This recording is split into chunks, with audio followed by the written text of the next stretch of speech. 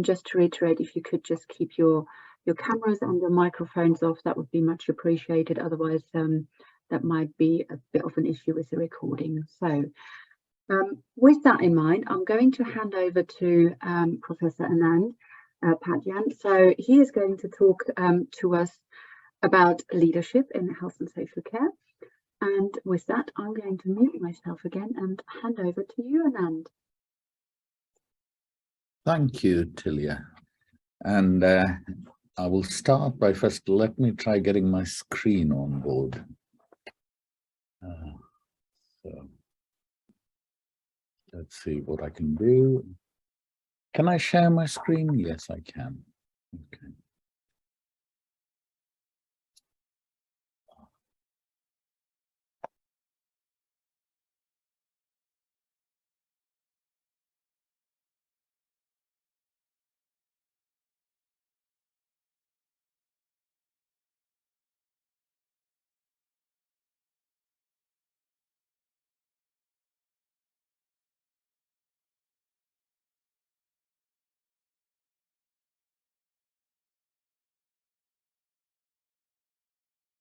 Can I check that you can see my screen, please? Yes, we can. Okay, thank you. When I was invited to give this talk, I thought, bloody hell, I'm going to be an imposter amongst your midst. I'm neither in the purest sense of the word, I'm neither a healthcare worker nor a social care worker, nor am I a social scientist. I'm a bioengineer who has trained at later stages in my life as a clinical scientist. And so I had to think very carefully as I put this talk together, and Tilia insisted that I could deliver the talk. And let's see, I hope you do enjoy my reflections today. And you'll notice my theme is about myself and Despicable Me. That's one of the few movies that I've really, really enjoyed. It's not a plug for the movie, but I've always thought that one of the interactions in that movie always caught my attention, the ability for Gru to identify almost immediately in a mass of people who look broadly very similar individuals and pick them out to discuss things with them. And I thought from a leadership point of view, that was one of the most important lessons I took away when I saw that, and I've always followed it. But going back and setting the scene for today's talk, I am talking to you from a lens of development. As a leader, I don't think I had any specific traits. I trained as an engineer. I worked as an engineer, very large hospital, a 1,500 bed hospital. I managed the equipment department almost on graduation. That we were a small team in a very large hospital with a hell of a lot of equipment at a time where transport communications were primitive compared to what we had today. And yet that hospital ran. And if I think about it, a lot of lessons I learned in 4 years there of how to keep systems working in spite of the chaos around you have informed aspects of how I've developed. More importantly, I've understood why would people work. Just to set the context, I worked in a hospital known as the Christian Medical College, Vellore. It is in India. It's in the middle of nowhere. There is a train station. Every train that goes in India will stop in this particular station when it goes past this town for the simple reason the hospital existed. We lived in a town where there was no water, there was no running. The water supply was always stopped. The electricity supply was disrupted, yet we produced some of the best graduates in the world. And this is recognized internationally as a center of excellence. And people always wanted to work there. And you think, we don't get paid very much. The great place isn't the best place to live in, yet people flock to this area to work and to get treated. So you then start thinking, what brings people together to work in these sorts of environments? You take it a step further. I came across to Britain. I did my PhD, worked initially as a postdoc, then as a lecturer. I then developed my own research skills. I took over as an associate director in a research institute, then as a head of department. And only now, about a year ago, did I take over as dean here. So when you think about leadership, there is the issue of me as a leader, and then me as a leader in development.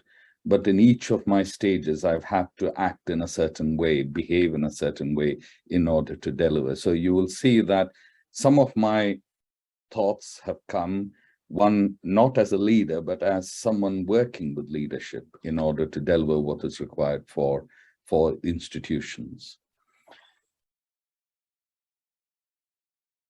So when I start with this, I've always thought, what do you do when you come into a role such as mine? I've been here a year and I had to say, I have to give something in leadership, and that you've got to start having a vision. As a leader, whether it be a head of department, head of a unit, you need to start thinking of where do you want to take your organization, and you need to have a vision. And I find that not having a vision, just coming in, systems work, systems just naturally work, but there has to be a purpose behind working. In universities, it's very easy for us. We think of our system as a place where we educate. And at one end, we can think, okay, we are doing the right thing. A place like Bournemouth will do as well as any other university. We will still attract students. Students need an education, and then students come away at the end of that educational period. But you then ask yourself a question, why would someone want to work with me, stay here? Why would a student want to come to our organization? And to me, that's where you start having to think differently.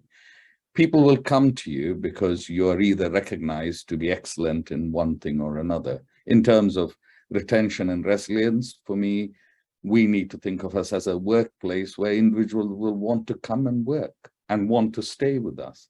So what do you do to create that sort of an environment? I'll reflect a bit on this a little later. But why would I want students to come here? Our business continuity in a university depends on students, one, registering with us, and two, we being successful either in knowledge or exploiting our knowledge. One of those two things we have to be good at doing. If we have to attract students from a vision point of view, I would want to say, I want to be working in an institution. In spite of the fact that I am the leader for our faculty, I still want to be working in the faculty, and I'd want the faculty to be seen as one of the best in health and social care / social sciences, education or research. So you'd want to start putting in, at least for the faculty, I would say we need to be in the top 10% of those groups we are competing with. However, to put that sort of a vision in place, you need time to look at the system. And I know my colleagues who've been with me would say, I've been here for about a year now, and yes, I have given some very broad ideas of where we want to go, but I haven't developed a vision yet. I've just started that process now. I've had to take a year to understand the system.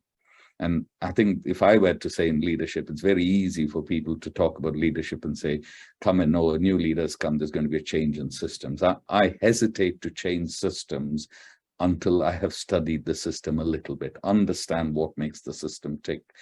I have to understand as a leader, I'm a custodian. I'm a custodian for a very fixed period of time. So I get handed over a faculty at some point in the near future or later in life. I would hand over that faculty to someone else.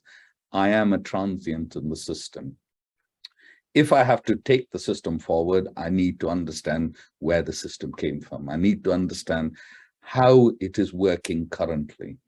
You don't do that, there is a risk that you will cause more harm than good. And I remember a senior politician in India, we were discussing the corruption in India, and he was telling me, if I really took the approach that everybody wants me to take, fire everybody who's corrupt, he said, I would have no administrative officer left, because the concept of corrupt is everybody has broken the rule at some point or the other. Someone has done a favor for someone. He said, we would have no administrative system at all, and that would be anarchy. And therefore, he as a politician understood that in order to transform the system, you have to work with what you have. The second bit is, as you study the system, try to get data. It is very easy for leaders to look at the system and then start making changes. But if you don't have the data, then how do you know you're making an impact on the system you're trying to change? In a business world, we would talk about the number of its income generation, but in a university, if our primary focus is on educating individuals, my priority is to make sure that everybody we selected finishes the degree.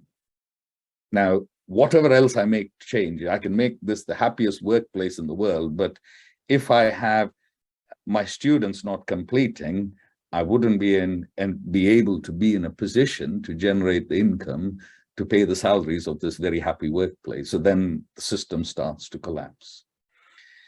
And the final point I have here is the alignment of a vision. I think it's very easy for leaders to come into systems and forget we are a part of an organization.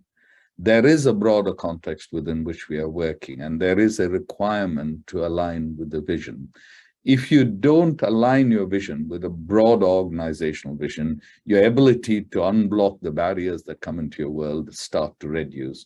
You are then seen as a maverick, and the systems around you start getting mixed messages. And I think this is not directly relevant to us, but I was listening to the audiobook from General Mattis when he talks of call sign chaos. He talks about the first war in Iraq, which was seen as one of the quickest ways of progressing an armed force. But one of the first things he had to do very early on was everybody in his team had to follow the main vision. If they didn't follow the main vision, they were taken out of the system. And I thought that was quite an important bit for a leader.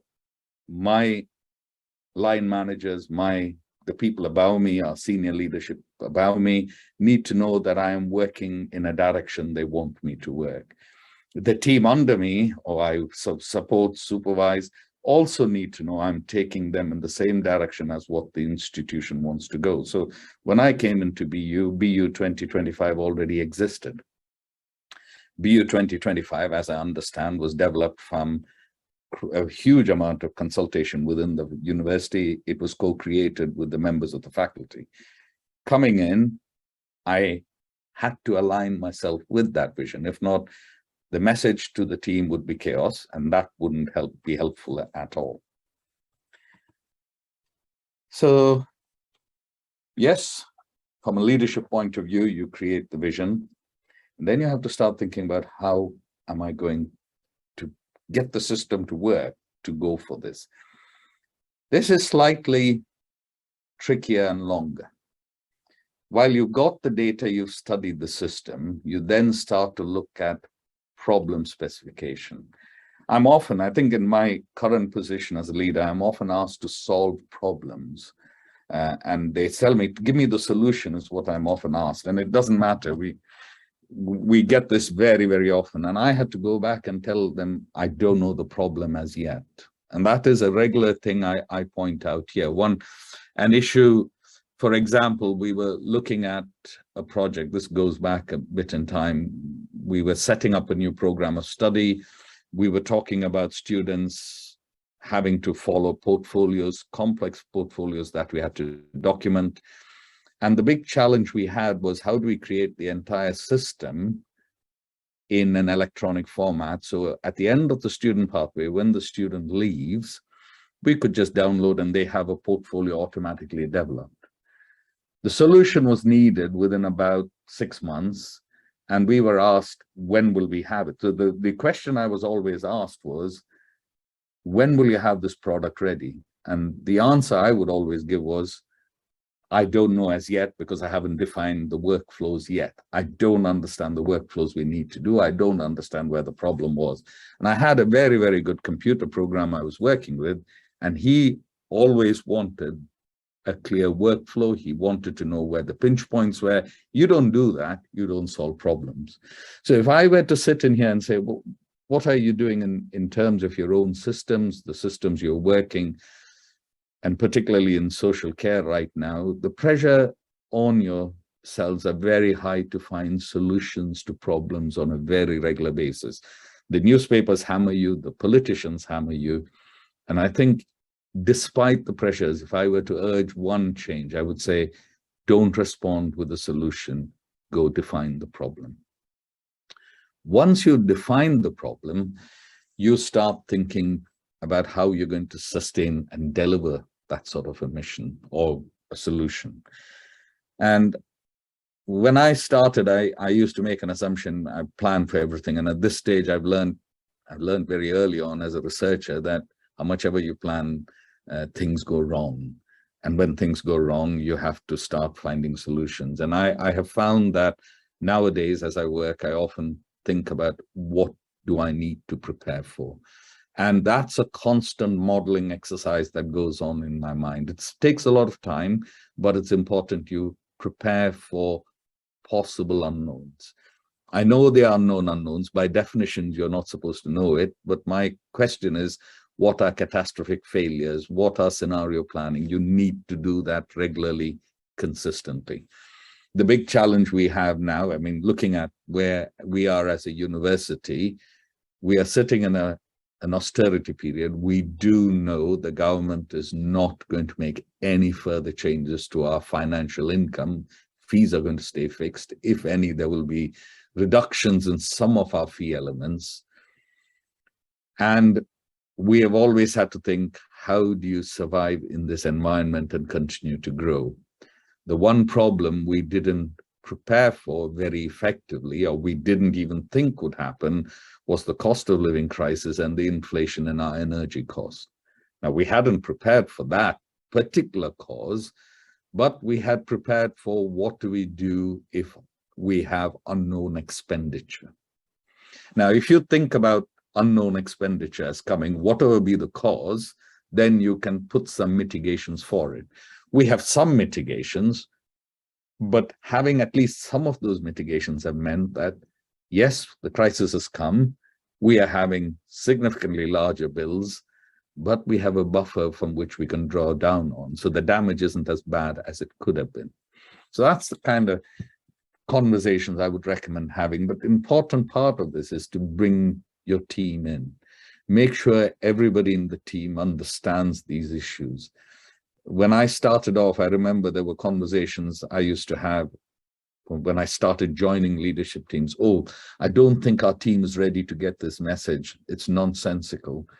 Your teams are ready to get the message. If they do not know the scale of the problem, they do not understand the pressures you are under, how the hell do you think they're going to work with you to solve some of these problems? And for all you know, within your teams, you will have individuals who can come up with solutions. So if I were to urge another thing at the end of this conversation is make sure you're transparent with your team.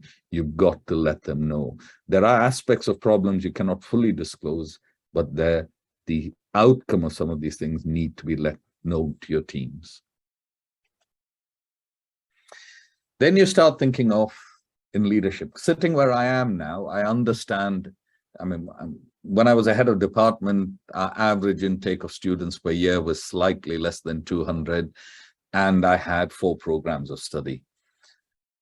I had about less than 50 heads of staff to manage. I have now come to a faculty where we have, I think, approximately 270 colleagues I work with, and I have about between 7,000 and 8,000 students in various forms.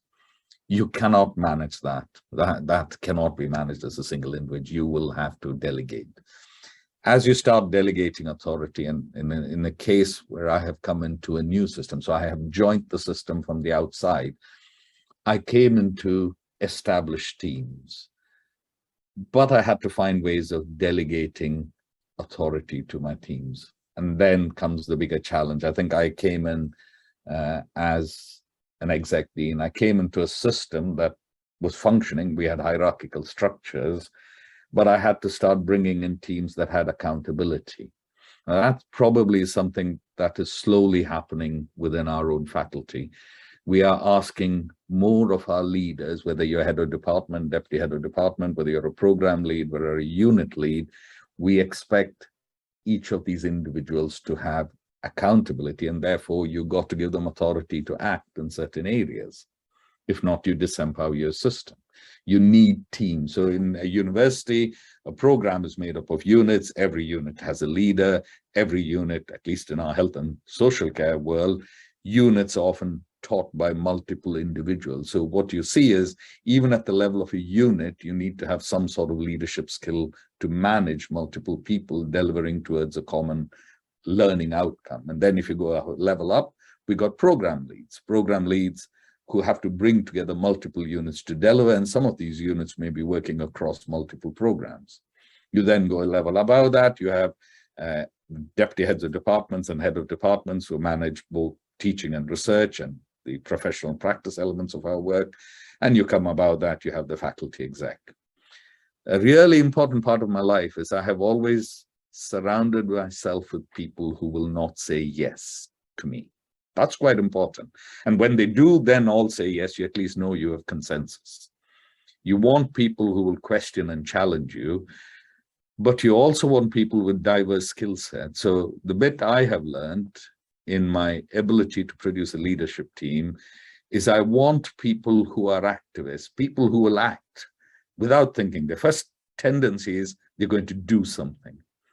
I want another person in my team whose tendency is to be right the other end of the spectrum. No, let's not act at all. Let's think about it. You need those two types of individuals, for example, in a team. You need people who are also there to say, well, I'm willing to take a risk. You want one or two risk takers in your team. You want people to think a little bit differently. You want innovators. So the more diversity you have in that discussion when we are trying to look at a problem, define a problem, and then try to solve the problem, you have to have the ability to have people who will give input to you in different ways. Of course, when you do that, a part of your challenge is to be, as a leader, resilient enough to take criticism, to take conversations, to be challenged, and in some circumstances to deal with difficult conversation. That's fine, but you have to, one, as a leader, do that, but more importantly, your team leaders should have that. And when you create a team, it is important you identify a team leader. Whether it be a simple project or not, there has to be one individual with whom the buck will stop.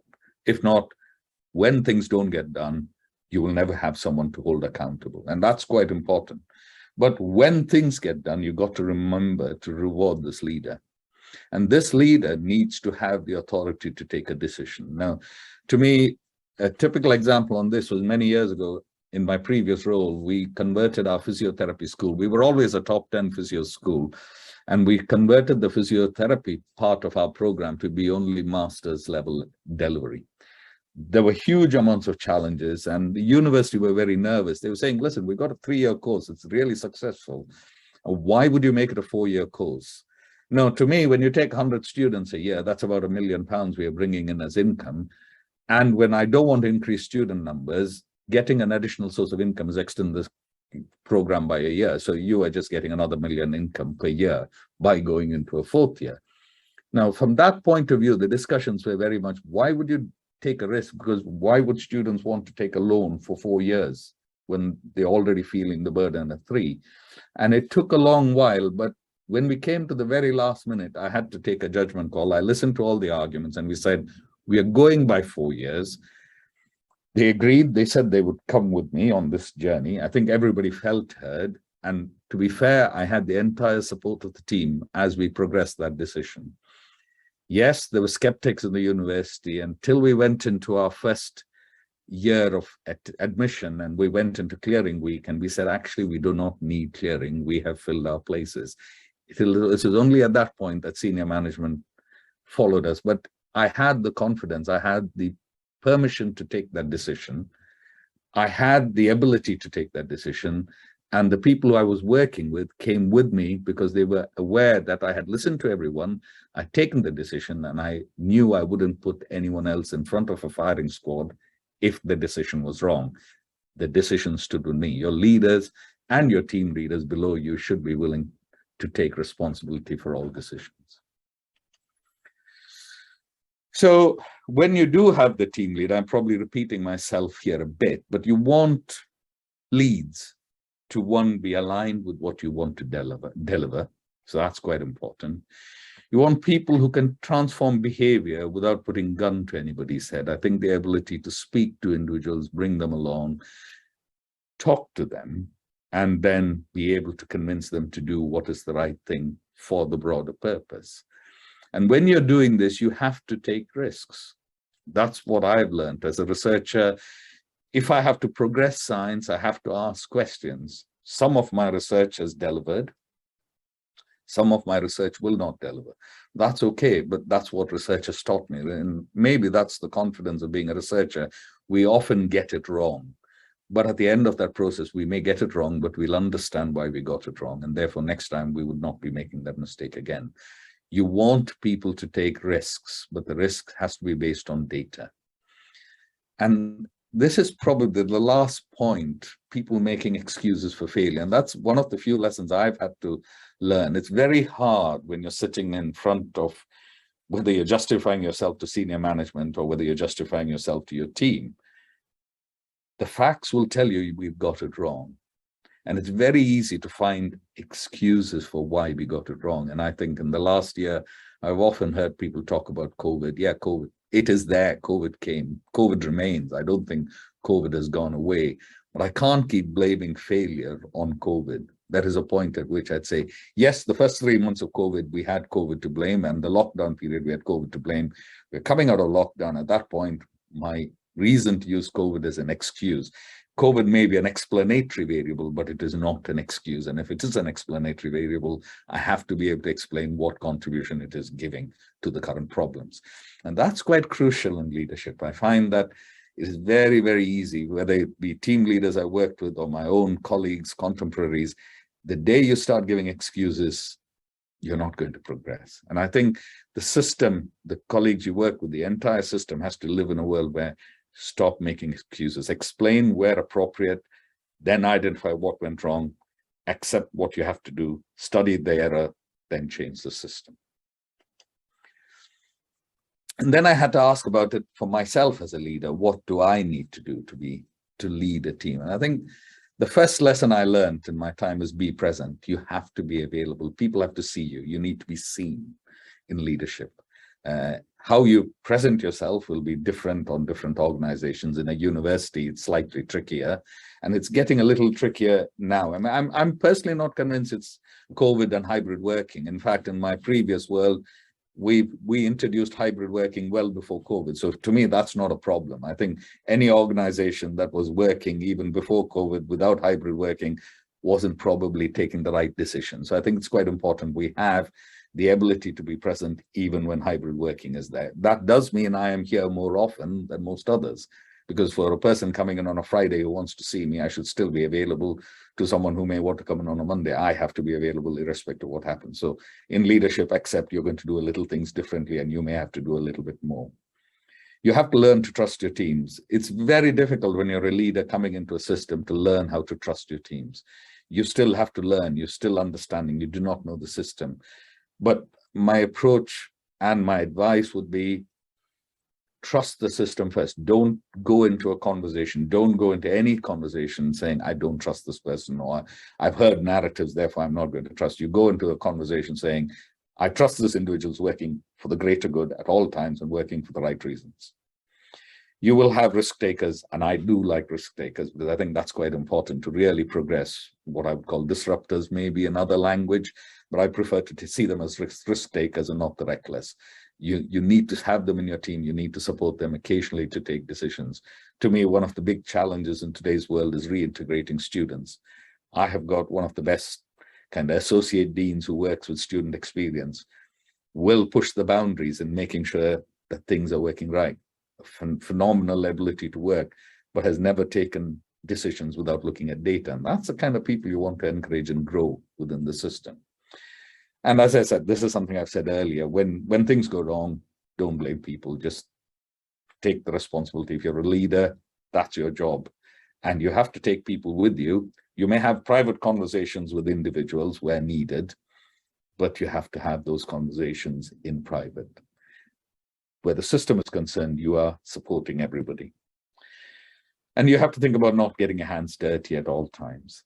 And this is, I'm sorry, you have to get your hands dirty. You have to go in and be able to do the work. I think that's part of it, is if you don't know what you're doing, then you can't contribute to what the system, where the system has to change and how the system has to change. Because that means if you knew what you were doing, getting your hands dirty is not difficult either. This is often a case where this is almost my penultimate slide. So I think it's quite crucial for people to understand that when you're on leadership, you have to deal with problems. It will happen. But there are two bits of advice I've had to learn along the way. It's advice I give after having learned the lessons the hard way. The first question is, we are all working together. We are not necessarily friends, colleagues. We are colleagues, we are friends. We're not necessarily friends, we're not family. I'm here to deliver to a mission. If everybody in my team are delivering to the mission, and whether we agree with each other, disagree with each other, they're friends or not, it's irrelevant. Focus on what has to be done. It's very easy when we talk about people and we say problem people, we say, oh, they're problematic, but are they delivering? If they are delivering, there is no problem. You may have personal disagreements, that's okay. This is a workplace. Have conversations and check in with them. I think when you feel someone is a problem, you may want to have conversations with individuals. So do that as you can do it. And where appropriate, we may have to think about redeployment occasionally. Performance management is a tricky question, but at some point that has a part of a conversation. Leadership has to deal with performance management. It is not easy. It is not difficult. But again, I come back to my fallback position. Where is your data? If you have data that suggests someone's not delivering, they've got something to work with. Your performance management is objective. You don't have the data and you don't look at the delivery, then performance management becomes subjective. And that is a dangerous place to be, both legally and professionally. You are at risk of causing more problems. And I think this, if anybody likes, if you ever get a chance, watch the Banana Song from the Minions. It's worth looking at what happens when the disruptor gets into trouble for actually producing bad music. And finally, for my thoughts of being a leader is, I'm not going to get everything right regularly. I will make mistakes. I have to learn to be humble about them. I have to apologize when I make errors. And usual source of errors in my find, I think I am reflecting on myself here. And I'm comfortable in saying that at times I have made errors. I get angry because I haven't been around. I haven't listened.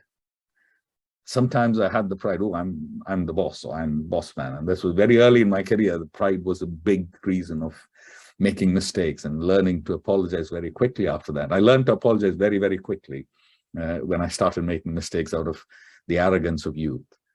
Frustration and anger are times when you can take decisions, snap decisions without thinking, reflecting. And I think don't ever take decisions when you're angry. It's not helpful at all. And I think it's standard message. And the final area is lack of knowledge. And I think this is where, again, my stress on learning the systems, keep learning the systems so you gain the knowledge. And if you don't have knowledge, ask the question. And sometimes when you ask questions, people see that as interfering or you're getting handed. That's okay. That's important to ask questions. And I have always warned teams that when I come into a system, I will ask questions because I'm trying to learn. Of course, manage that carefully, because when you start asking questions, people feel threatened too. So finally, where am I now? As a leader, I've had to learn. I think one of the few things I've had over time is I would hope I'm in a position where nothing throws me. The world around me can be falling apart, but I still have to stay with my head screwed on tight and not losing it at all. And I think if I were to go and finish this conversation, it would be, if you can manage that, your leadership role will become so much easier, so much more enjoyable, and so much more fun. I mean, this is my Facebook profile picture, and it's something I've carried all my life in my thinking. I've always wanted to get here. It's taken me a long time. I've been working as a working adult for about 35 years. I would say in the last 5 years, I've probably reached this stage. It's taken a long time. It's been a slow walk, but that's what you need at the end in leadership. Thank you very much.